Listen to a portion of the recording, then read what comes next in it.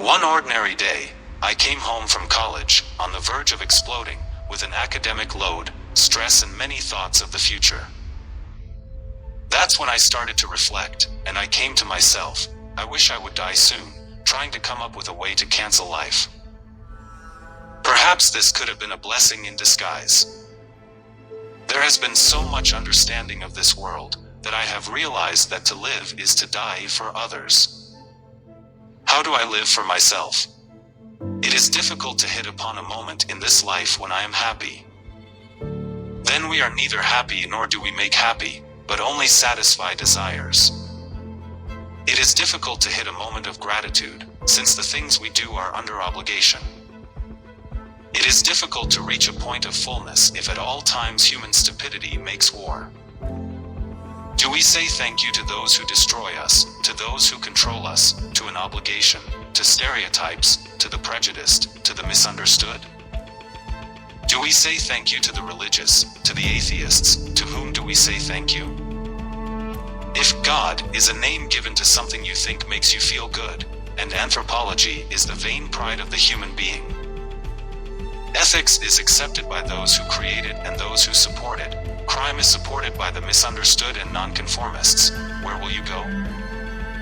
Decide your own path when you know how many exist.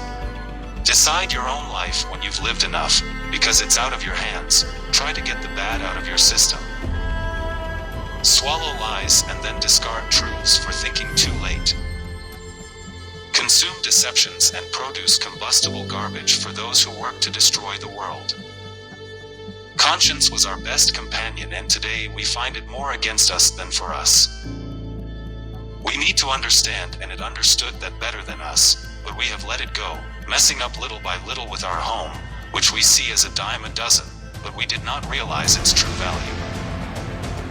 If there is a superior force, creator and destroyer, let us not try to take its place, and if there is not, let us analyze how to do it well.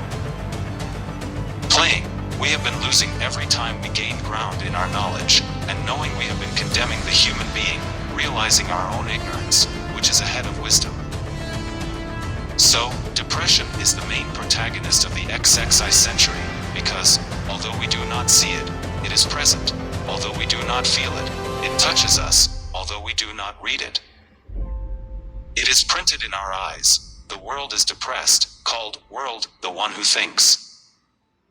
Perhaps the misunderstood have something to say, and therefore we do not understand them, and perhaps the nonconformists need a solution implicit in reality, or just everyone wants something else.